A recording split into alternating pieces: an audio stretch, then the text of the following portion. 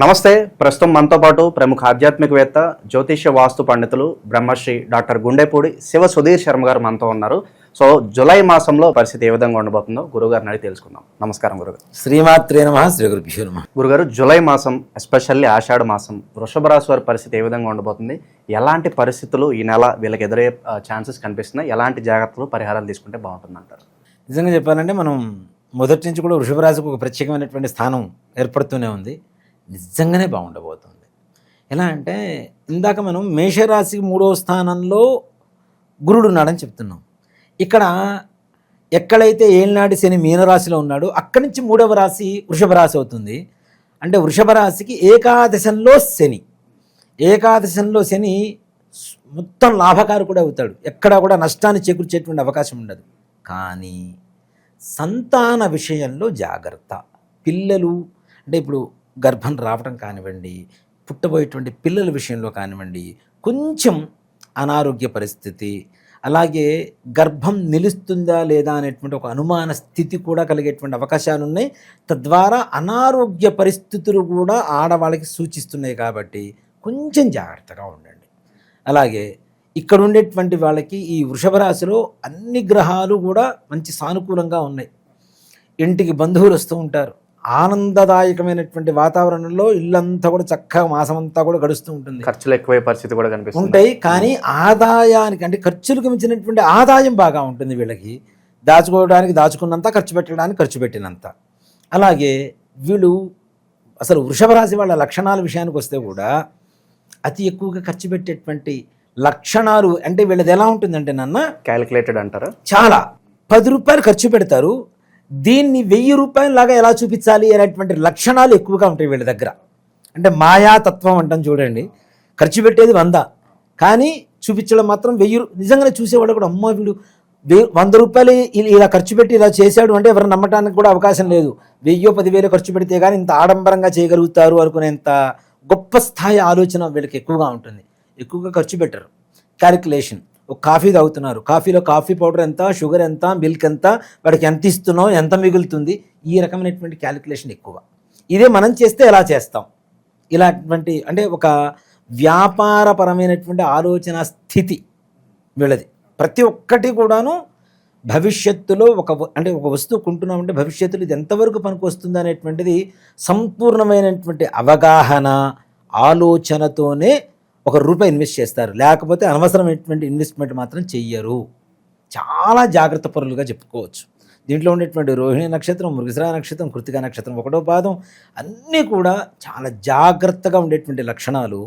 పైగా చూడటానికి గంభీరంగా ఉంటారు, కానీ అని గట్టిగా గదివితే లోపల భయపడుతూ లోపలికి వెళ్ళిపోయేటువంటి లక్షణాలు. ఈ 2 ఉంటాయి. గంభీరత్వం ఉంటుంది. చూడటానికి వృషభం అంటే ఏంటి, ఇదిగా ఉంటుంది. కానీ వీళ్ళ లక్షణాలు ఏంటంటే గట్టిగా ఒకసారి ఎవరైనా అరిచారు అంటే ఏదైనా చిన్న టెన్షన్ వచ్చినా కూడాను వణిగిపోతుంటారు, షివరింగ్ వచ్చేస్తుంటుంది. అలాంటి లక్షణాలు ఉంటాయి. కాబట్టి అందులోనూ లోతైనటువంటి ఆలోచన. ఎప్పుడైతే లోతుగా ఆలోచిస్తున్నారో ప్రతిదీ కష్టంలానే కనబడుతుంది, ప్రతిదీ టెన్షన్ పరంగానే ఉంటుంది. కాబట్టి అంత డీప్ థింకింగ్ మాత్రం దాన్ని వదిలేస్తే వీళ్ళ ఆరోగ్యవంతులుగా ఉండడానికి అవకాశం సంపూర్ణంగా కనబడుతుంది. ఇక జూలై మాసంలో వృషభ రాశి వారి లక్షణాలు తీసుకుంటే అనుకున్న పనులు సకాలంలో చక్కగా నెరవేరుతాయి. వీళ్ళు ఏది అనుకుంటే ఆ పని అవ్వలేదు అని చెప్పడానికి అవకాశం ఉండదు. ముఖ్యంగా రేపు 28వ తారీఖు నుంచి, జూన్ 28 నుంచి ప్రారంభించుకుంటే వీళ్ళు అనుకున్న పనులు చాలా చక్కగా ఉంటాయి. జూలై 22 తర్వాత ఇంకా చాలా బాగుండబోతోంది. ఆర్థిక పరంగా, సంపాదన పరంగా, వ్యాపార పరంగా చాలా మంచి యోగం కలగబోతుందని చెప్పుకోవడంలో ఏమాత్రం కూడా సందేహం. అందరికీ ఇలాగే ఉంటుందంటారా, లేదంటే ప్రత్యేకంగా జాతకంలో ఏమన్నా వ్యతిరేక దశలు నడుస్తుంటే ఇది అప్లికబుల్ కాదంటారా? అంటే ఒకటి చెప్తానన్న, ఇప్పుడు మనం చెప్పాం కొంతమంది గర్భిణీస్తులు జాగ్రత్తగా ఉండండి అని. అది అందరికీ సూచించదు కదా. వాళ్ళకు ఉండేటువంటి వ్యక్తిగత జాతకం ఏదైతే ఉంటుందో దాన్ని పరిశీలిస్తే దాంట్లో ఉండేటువంటి వాళ్ళ పర్సనల్, ఇప్పుడు ఈ వృషభ రాశిలో కొన్ని కోట్ల మంది పుట్టారు, వీళ్ళందరికీ ఒకేలాగా ఉండాలి అనుకుంటే మనం వివాహం అవుతుందని చెప్తున్నాం. అయినా వాళ్ళకి దీంతో పని లేదు. ఎగ్జామ్స్ పాస్ అవుతారని చెప్తాం, దాంతో వాళ్ళకి పని లేదు. 60 ఏళ్ళ వాళ్ళకి అంతకంటే పని లేదు. కాబట్టి వాళ్ళ వ్యక్తిగత జీవితం, వాళ్ళకు ఉండేటువంటి సమస్యలను బట్టి కూడా వ్యక్తిగత జీవితం అనేటువంటిది తప్పనిసరిగా అవసరం చాలామందికి. ప్రతి ఒక్కరు కూడా దాన్ని బట్టి ఇప్పుడు గోచారం చెప్తున్నారు కదా, మరి ఇది ఎందుకు చెప్తున్నారు అంటే గోచార వశాత్తు గ్రహస్థితి ఏదైతే ఉంటుందో ఇది కొంత మేరకు మాత్రమే మనకి సూచనలు ఇస్తూ ముందుకు తీసుకెళ్తూ ఉంటుంది. మిగిలినంతా కూడా తప్పనిసరిగా వ్యక్తిగత జాతకం అనేటువంటిది చూడాల్సిందే. చూస్తేనే మీ గురించి అంటూ ప్రత్యేకంగా తెలుసుకోవడానికి అవకాశం ఉంటుంది. ఎప్పుడు బాగుంది, ఎప్పుడు బాగలేదు, ఎలా స్టెప్ వేయాలా వద్దా అనేటువంటి ఆలోచన విధానాన్ని కూడా అది చూస్తేనే చెప్పగలుగుతాం మనం తప్పనిసరిగా. అలాగే ఇంట్లో వివాహ ప్రయత్నాలు కావచ్చు, శుభకార్యాలు బాగా జరిగేటువంటి అవకాశం ఉంది. శుభకార్యాలకు కూడా బాగా డబ్బులు ఖర్చు పెట్టేటువంటి అవకాశం ఉంది. డబ్బు ఖర్చు పెడుతున్నాం కదా అని బాధపడాల్సిన అవసరం లేదు. మరలా మీకు డబ్బులు వస్తాయి తప్పనిసరిగా. లాభస్థానంలో శని ఉన్నాడు. శని మంచి యోగాన్ని తెచ్చిపెడతాడు. అలాగే ఇంట్లో అనారోగ్యవంతులుగా ఉన్నటువంటి వాళ్ళు కూడా ఆరోగ్యవంతులుగా మంచిగా సంతోషంగా ఉండేటువంటి పరిస్థితి. ప్రాణాపాయ పరిస్థితిలో ఉన్న వాళ్ళు కూడా ఆరోగ్యవంతులుగా మారి, అంతమించి కావాల్సిందే ఉంటుంది నాన్న. ఇంట్లో ఎవరికి పెద్దవాళ్ళకి బాగాలేదు, వాళ్ళు బాగున్నారు అంటే సంతోషమే కదా. సో కాబట్టి అలాంటి అనారోగ్య పరిస్థితి నుంచి ఆరోగ్య పరిస్థితి చక్కగా వెళ్ళిపోయేటువంటి పరిస్థితి ఉంటుంది. అలాగే ముఖ్యంగా రాజకీయ నాయకుల పరిస్థితి కూడా చాలా లాభదాయకంగా ఉంటుంది. క్యాడర్లో వీళ్ళకంటూ ఒక గుర్తింపు వస్తుంది. ఇందాక మనం మేషరాశి వాళ్ళకి పుట్టిగా నల్లగా ఉండేటువంటి వాళ్ళు ప్రమాదకరం అని చెప్పాను. వీళ్ళకి అలా కొంచెం హైట్ తక్కువగా అలర్ తక్కువ ఉండేటువంటి వాళ్ళు ఉపయోగపడతారని చెప్తాం. ఓకే. అలాంటి వాళ్ళ వల్ల మంచి సహాయం అందుతుంది. జనాల్లోకి మంచి పేరు తెచ్చుకుంటారు. వీళ్ళకు ఒక స్థానం అనేటువంటిది తప్పనిసరిగా ఏర్పడేటువంటి అవకాశం ఉంది. రియల్ ఎస్టేట్ రంగం వాళ్ళు, వీళ్ళకు కూడా జూలై 22వ తారీఖు తర్వాత నుంచి బ్రహ్మాండమైనటువంటి యోగం కలుగుతుంది వృషభ రాశి వాళ్ళకి. ఓవరాల్గా రియల్ ఎస్టేట్ బాగుండబోతుంది. దాంట్లో వృషభ రాశి వాళ్ళకి ప్రత్యేకంగా జూలై 22వ తారీఖు నుంచి కుజగ్రహ సంచారం వల్ల సంపూర్ణమైనటువంటి ఆర్థిక లాభాలు. నువ్వు చేసి వ్యాపారం చేసి మొత్తం ఇంట్లో ఉన్న డబ్బులు మొత్తం ఖర్చు పెట్టావు, నాశనం చేసావు అంతే ఇంట్లో వాళ్ళు తిట్టుకునే పరిస్థితి నుంచి అబ్బానికి ఆలస్యమైన లక్ష్మీదేవి వరించిందిరా అనుకునేంత స్థాయి వరకు వెళ్ళేటువంటి పరిస్థితులు జూలై 22వ తారీఖు నుంచి తప్పనిసరి కలుగుతున్నాయి. ఎప్పటి నుంచో ఎదురు చూసి అలసిపోయిన నిరుద్యోగులకు శుభార్త ఉంటుందా? తప్పనిసరిగా నాన్న. కాకపోతే ఇప్పుడు వీళ్ళు చేసేటువంటి ఉద్యోగంలో కొంచెం బద్ధకం తగ్గించుకొని పనిచేస్తే బ్రహ్మాండంగా ఉంటుంది. బద్ధకం ఎక్కువగా ఉంటుంది వీళ్ళకి ఏంటంటే ఉద్యోగులు చిన్న ఉద్యోగులైనా మళ్ళీ వాళ్ళ కింద ఇంకో అసిస్టెంట్లు కావాలని కోరుకునేటువంటి లక్షణాలు ఎక్కువ ఉంటాయి వీళ్ళకి. ఏదో సామెత చెబుతారు చూడండి, తొత్తుకి పడి తొత్తు అని చెబుతుంటారు. అట్లా అసిస్టెంట్కి ఇంకో అసిస్టెంట్ అంటే కష్టం కదా. సో కాబట్టి మన పని మనం చేసుకోవాలి. ఎప్పుడైతే ఎదురు వాళ్ళ మీద మనం డిపెండ్ అవుతున్నామో వాళ్ళు ఎప్పుడు హ్యాండ్ ఇచ్చినా కూడా ఆ భారం మొత్తం మన మీద పడుతుంది. మనకే పని అలవాటైంది అనుకోండి, వాళ్ళు ఉన్నా లేకపోయినా మన పని మనం చేసుకుంటూ ముందుకు వెళ్ళిపోతాం. కాబట్టి ఈ రకమైనటువంటి భావంతో ఆలోచించడం మంచిది. బద్ధకం వీడండి. ఉద్యోగంలో మంచి పేరు తెచ్చుకునేటువంటి అవకాశం ఉంటుంది. నిరుద్యోగులకి, ఆల్రెడీ చేస్తున్నటువంటి ఉద్యోగస్తులకి ప్రమోషన్స్ వచ్చేటువంటి అవకాశం ఉంటుంది. ప్రభుత్వపరమైనటువంటి ఉద్యోగులకు కూడా వాళ్ళు కోరుకున్న చోటుకి బదిలీలు, ట్రాన్స్ఫర్లు జరగడం, తద్వారా ప్రమోషన్స్ రావటం, ఇట్లాంటివి ఇప్పుడు గవర్నమెంట్లో కావచ్చు, ప్రైవేట్ పరమైనటువంటి వాటిలో కావచ్చు, ఎన్నో రోజు నుంచి రావాల్సినటువంటి డబ్బులు కొంత ఆగిపోవటం, జీతాలు రాకపోవటం, 4-5 నెలలు జీతాలు ఆగిపోవటం, ఇట్లాంటివన్నీ కూడా జరుగుతుంటాయి కదా. అవి కూడా ఒక్కసారిగా మూట కట్టుకొని మీ ఇంట్లోకి లక్ష్మీదేవి గజ్జల శబ్దం చేసుకుంటూ లోపలికి రాబోతుంది. ఇది గమనించండి. వచ్చిన డబ్బుని చక్కగా స్థానచలనం కూడా కలిసి వస్తుంది అంటారా వీళ్ళకి? తప్పనిసరిగా నాన్న, విత్ ప్రమోషన్ తప్పనిసరిగా ఉన్నత స్థానానికి వెళ్ళేటువంటి స్థానచలనం ఓ మాట చెప్పాలంటే. సో కాబట్టి చాలా బాగుంటుంది. అలాగే విద్యార్థుల విషయానికి వస్తే వీళ్ళు అంటే చదువుకున్నది మర్చిపోయేటువంటి అవకాశాలు ఎక్కువ కనపడుతున్నాయి. వీళ్ళకి ఏంటంటే ముఖ్యంగా చదువు మీద చదువుకుంటారు, మరలా ఇంకో దాని మీద ధ్యాస పోతూ ఉంటుంది. ఆ చదువుకున్న చదువును మర్చిపోతారు, మస్తకంలో ఉండదు. సో కాబట్టి అది కొంచెం జాగ్రత్త పడాల్సినటువంటి అవసరం తప్పనిసరిగా ఉంది నాన్న. అంటే వేరే యావిగేషన్స్ తగ్గించుకొని చదువు మీదనే ఇష్టాన్ని పెంచుకోండి, చదువుకోండి. చక్కగా మీరు అనుకున్నటువంటి మంచి మార్కులతో ఉత్తీర్ణత పొందడానికి అవకాశం కలుగుతుంది. అలాగే ఒక స్త్రీ వల్ల ఏమన్నా ఇబ్బందులు కనిపిస్తున్నాయి గురుగారు? అంటే ఇప్పుడు బయట పరిస్థితులు చూస్తున్నాం, అక్రమ సంబంధాలు ఎక్కువై చాలా వరకు వైవాహిక జీవితంలో ఇబ్బందులు తలెత్తున్నాయి. ఇలాంటి పరిస్థితులు ఏమైనా వస్తాయంటారు? ముఖ్యంగా వృషభ రాశి వాళ్ళకి అట్రాక్టివ్ పవర్ ఎక్కువ వీళ్ళకి. సో కాబట్టి అలాంటివి తొందరగా జరగడానికి అవకాశం ఉంది. కానీ ఒక్క మాట చెప్తా, నూతన వ్యక్తుల పరిచయం ఈ సమయంలో వీళ్ళకి ఉన్నత స్థానాన్ని ఇస్తుంది. కానీ దాన్ని మనం అతిక్రమించి ముందుకెళ్తేనే ప్రమాదంగా ఉంటుంది. అంతే, చలిమంట ఉంటుంది నాన్న. అంటకును ఉన్నా చలి కాసుకోన వచ్చును, అంటుకుంటే చెయ్యి ముట్టుకుని మొత్తం కాలిపోతుంది కదా.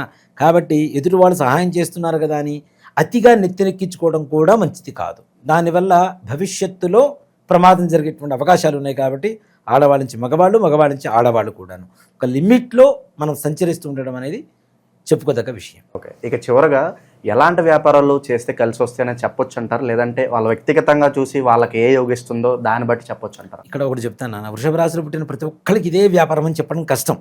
వాళ్ళ వ్యక్తిగత జాతక స్థితి ఏదైతే ఉంటుందో, కొంతమందికి రియల్ ఎస్టేట్ మనకు వస్తుంది, కొంతమందికి కన్స్ట్రక్షన్ మనకు వస్తుంది, కొంతమందికి ఫుడ్ మనకు వస్తుంది, కొంతమంది ఎలక్ట్రికల్ మనకు వస్తుంది, కొంతమందికి మెడికల్ మనకు వస్తుంది. ఇప్పుడు చదువుకునేటువంటి పిల్లలు కూడా ఉంటారు. ఇప్పుడు 10th క్లాస్ అవ్వగానే నెక్స్ట్ ఏ సబ్జెక్ట్ తీసుకోవాలా అనేటువంటిదే ఒక పెద్ద సమస్య. ఇప్పుడు డాక్టర్ అవుతాడా, ఇంజనీర్ అవుతాడా, లేదంటే సాఫ్ట్వేర్ అవుతాడా అనేటువంటిదే తల్లిదండ్రులకు ఉండేటువంటి సమస్య. 10వ తరగతి చదువుతున్నప్పుడు వీళ్ళకు కూడా ఒక అంటే కరెక్ట్ అయిన క్లారిటీ ఉండదు. కానీ ఇందాక చెప్పాను జంపింగ్ అనేది. సో కాబట్టి కొంచెం జాగ్రత్త. కాబట్టి అట్లాంటి వాటికి కూడా వ్యక్తిగత జాతకం చూసుకుంటే వీళ్ళ భవిష్యత్తులో వీళ్ళకి ఈ రకమైనటువంటి విద్య బాగా పనిచేస్తుంది, దీంట్లో రాణిస్తారు అనేటువంటి తప్పనిసరిగా సూచించడానికి అవకాశం ఉంటుంది. కాబట్టి వ్యక్తిగత జాతకానికి ఎక్కువ ప్రాధాన్యత ఇస్తూ ముందుకు వెళ్ళండి. పితృదోషాలు ఉన్నాయని చెప్పి చాలా వరకు కూడా అడుగుతున్నారు. అవునన్ను, పితృదోషం, స్త్రీశాపం, వీటి వల్ల అత్యధికమైనటువంటి బాధలు అనుభవిస్తున్నారు. ఇలాంటి వాటికి ఒకటే పరిహారం చూస్తుంటారు, one and only solution remedy అనుకోవచ్చు అంతే. ప్రపంచంలో ఎవరు ఎన్ని చెప్పినా, ఇప్పుడు నేను సుధీర్ శర్మ ఉన్నానండి, సుధీర్ శర్మ లాంటివాడే సుధీర్ శర్మ కాడు కదా. ఇది కూడా అంతే. చాలామంది చాలా రకాల ప్రయత్నాలు చేస్తున్నారు. అంటే ఎవరికి తోచిన విధంగా వాళ్ళకు చెప్తే అది నిజమైపోదుగా. నిజం చెప్పడమే నిజం కదా. నాకు తోచింది చెప్తే నిజం కాదు, నిజాన్ని చెప్పగలిగితే నిజం అవుతుంది. దీన్ని రకరకాలుగా మారుస్తున్నారు. కానీ గోకర్ణంలో ఉండేటువంటి మోక్షనారాయణ బలి ఏదైతే ఉంటుందో అది అమావాస్య రోజున ఎవరైతే చేయించుకుంటారో వాళ్ళకి సంపూర్ణమైనటువంటి పితృదోష స్త్రీశాప నివారణ, తద్వారా కనీసం వచ్చే సంవత్సరం నాటికి పూజ చేయించుకున్న రోజు నుంచి సంవత్సరం నాటికి వాళ్ళ జీవితం మారటం అనేది తథ్యం తథ్యం సత్యం సత్యం పునఃసత్యం. దాంట్లో ఏ రకమైనటువంటి అనుమానం లేదు నాన్న. దాంట్లో ఎంత గొప్పగా ఉంటుందో అంత గొప్పగా ఉంటుంది. దానికి బెస్ట్ ఎగ్జాంపుల్ నేనే చాలు చూసే జనాలకి. ఎంతోమంది వస్తున్నారు గురుగారు మీ ఆధ్వర్యంలో, మేము కూడా ఆ గోకర్ణ వస్తామండి, పూజ చేయించుకుంటామండి అని చెప్పి చాలా మంచి రెస్పాన్స్ వస్తుంది. సో తప్పనిసరిగా రమ్మని చెప్పండి. అయ్యో తీసుకెళ్తాను. ప్రతి అమావాస్యకి వెళ్తూ ఉంటాం, అమావాస్యకి అక్కడ ఉంటాం. తప్పనిసరి ఇక్కడి నుంచే బయలుదేరుతాం. రాండి, చక్కగా చేయించుకోండి, అన్ని బాధ నివృత్తి కలుగు చేసుకోండి. అక్కడ వివరంగా చేయించేటువంటి గురువు గారిని కూడా ఎంచుకొని మరీ పెడుతూ ఉంటాం మనం, పురోహితులు కూడా. అన్నీ ప్రతి ఒక్క దాంట్లో 1-2 సార్లు ఆలోచించి జాగ్రత్త తీసుకొని వెళ్తుంటాను అన్న. నన్ను నమ్మి ఇంత దూరం వచ్చినప్పుడు వాళ్ళకి మంచి జరగాలి, ఇది ఒకటే. నన్ను అందుకే పుట్టించాడేమనుకుంటాను నేనైతే దేవుడు. అంటే గోకర్ణానికి ఇంతమందిని తీసుకుని వెళ్ళి వీళ్ళ కర్మ నివృత్తి చేయరా అని చెప్పడం కోసమే భగవంతుడు నన్ను పుట్టించి ఈ స్థాయికి తీసుకొచ్చి ఇదే ప్రయాణాలు ఎక్కువగా చేసేట్లుగా చేస్తున్నాడేమో అని నేను భగవంతుడి అనుజ్ఞ అనుకొని స్వీకరిస్తూ ఉన్నాను. ఆ బాధ్యతలు తీసుకొని చేస్తూ ఉన్నాను. ప్రజెంట్ ఉన్న గ్రహస్థితి బట్టి ఏ దైవారాధన, అలాగే ఎలాంటి పరిహారాలు బాగా అవసరం అంటారు వీళ్ళకి నాన్న? ముఖ్యంగా దక్షిణామూర్తి, మేధా దక్షిణామూర్తి. ఇందాక చెప్పాను నేను. మేధా దక్షిణామూర్తిని ఆరాధన చేయడం ద్వారా స్థిరమైనటువంటి ఆలోచననిస్తాడు, మేధస్సునిస్తాడు, చదివింది వంటబట్టేటువంటి పరిస్థితినిస్తాడు, ఎవరితో ఎలా మెలగాలో, ఎంతవరకు కంట్రోల్లో ఉండాలో ఒక ఆలోచన స్థితిని చేస్తూ ఉంటాడు. అందుకనే కొంతమంది మహానుభావులు చెబుతుంటారు, మేధా దక్షిణామూర్తి ఫోటోకి ఎదురుగా కూర్చొని ఒక పావుగంట ఆయన చూస్తూ ఉన్నా చాలు మనకు జ్ఞానం వస్తుందని. అలాంటిది మేధా దక్షిణామూర్తి స్తోత్రం ఉంటుంది. 14 శ్లోకాలు ఉంటాయి నాన్న, దివ్యమైన శ్లోకాలు. అవి మీరు నేర్చుకోవడానికి ప్రయత్నం చేయండి, కానీ ఒక్కసారిగా రావు, కొంచెం కష్టతరంగా ఉంటాయి. కాబట్టి ఇప్పుడు మీకు బ్రాహ్మణ పురోహితులు ఉంటారు నాన్న. పురోహితులు ఎప్పుడో చదువుకున్నటువంటి చదువుని ఎన్ని సంవత్సరాల తర్వాత అయినా మళ్ళీ పెళ్లి చేయించడానికి అవే మంత్రాలు వాడుతూ ఉంటాడు కదా. ఎందువల్ల వస్తుంది అంటే, మొట్టమొదటిగా వేద విద్య నేర్పించేటప్పుడు మేధా దక్షిణామూర్తి స్తోత్రాన్ని వంట పట్టిస్తారు ముందు. కాబట్టి అంత జ్ఞాపక శక్తి పెరుగుతుంది దానివల్ల. కాబట్టి మేధా దక్షిణామూర్తిని తొందరగా ఆరాధన చేయండి, స్తోత్రాన్ని నిత్యం వినండి. ఇంకా ప్రతి గురువారం కూడాను చక్కగా శనగలు గుగ్గిళ్ళు చేసి ఎవరికన్నా ముష్టి వాళ్ళకి పంచిపెట్టండి. దాని ద్వారా ఇంకా మంచి యోగం కలుగుతుంది. ఓవరాల్గా వృషభ రాశి వాళ్ళకి జూలై మాసం ఏ విధంగా ఉండబోతుందో చాలా బాగా వివరించారు. హోప్ఫుల్లీ ఇలాగే వీళ్ళ గుడ్ టైం కొనసాగాలని చెప్పి కోరుకుందాం గురుగారు. ధన్యవాదాలు. శ్రీమాత్రే నమః. శ్రీ గురుభ్యో నమః.